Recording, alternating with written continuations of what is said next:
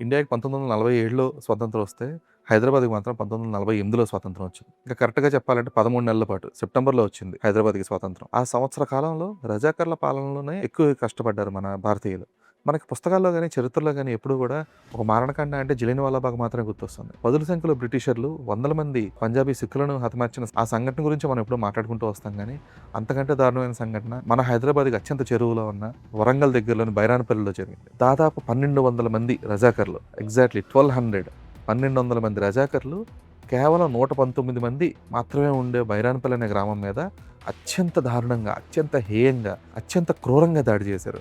ఆ బైరానపల్లి దారుణకాండని, మారణకాండని పూర్తి స్థాయిలో ఇప్పటిదాకా ఎవరో ఒక సినిమాగా అయితే తీయలేదు. సో, దాన్ని ఇన్సిడెంట్ బేస్ చేసుకొని రీసెంట్‌గా వచ్చిన 'రజాకర్లు' అనే సినిమాలో చూపించారు. ఈ బైరానపల్లి ఇన్సిడెంట్‌ని బేస్ చేసుకొని తమిళ్‌లోను, మలయాళంలోను ఇంకా చెప్పాలంటే కొన్ని ఇతర భాష డాక్యుమెంటరీలో కూడా ఇన్సిడెంట్ బేస్ చేసుకొని ఒక సందర్భంలో దాన్ని చూపించడం జరిగింది. బైరానపల్లి మారణకాండలో అత్యంత దారుణంగా చంపబడిన 119 మంది చరిత్ర అనేది, వాళ్ళ కథ అనేది ఇప్పటిదాకా పూర్తి స్థాయి సినిమాగా ఎప్పుడు రాలేదు. సో, అలాగే ఈ డిసెంబర్ 25థ్ వస్తున్న సినిమా 'ఛాంపియన్'. శ్రీకాంత్ కుమార్ రోషన్, మలయాళ హీరోయిన్ అనస్వర రాజన్ హీరోయిన్‌గా నటిస్తున్న సినిమాకి ప్రదీప్ అద్వైతం దర్శకుడు.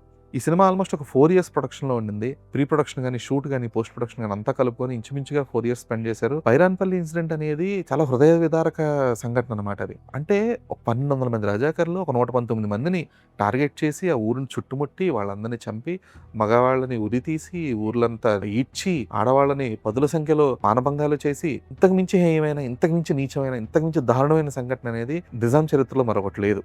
సో, అలాంటి ఇన్సిడెంట్ బేస్ చేసుకొని సినిమా తీయడం అనేది షుడ్ బి అప్రిషియబుల్ ఫస్ట్. ఎందుకంటే ఇది అందరూ తెలుసుకోవాల్సిన కథ. దట్ టు ప్రెజెంట్ జనరేషన్ తెలుసుకోవాల్సిన కథ. బైరానపల్లి ఘటన అనేది ఇది కేవలం రజాకర్ల దారుణానికి మాత్రమే కాదు. బైరానపల్లి గ్రామస్తుల యొక్క ఆత్మస్థైర్యానికి కూడా నిదర్శనంగా ఉంటుంది.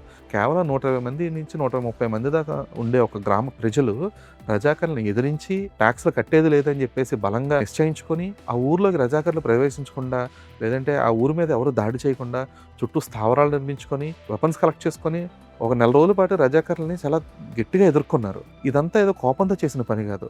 సాటి మనిషికి మనం ఎందుకు సహాయపడలేకపోతున్నాం? మనం ఎందుకు ట్యాక్స్ కట్టాలి? భారతదేశం మొత్తం స్వాతంత్రాన్ని ఆస్వాదిస్తున్నప్పుడు నిజాం ప్రజలు మాత్రం ఎందుకు ఆస్వాదించలేకపోతున్నారు? ఎందుకని ఇంకా రజాకర్లు చెప్పు చేతుల్లో నలగాల్సి వస్తుంది? ఎందుకని వాళ్ళకి ట్యాక్స్ కట్టాల్సి వస్తుంది?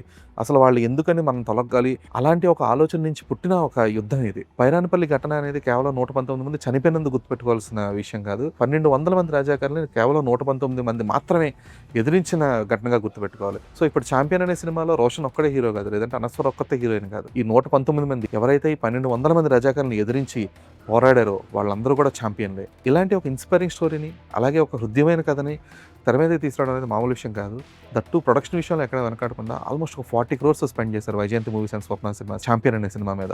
అండ్ డిసెంబర్ 25థ్ సినిమా రిలీజ్ అవుతుంది. Hopefully this should work.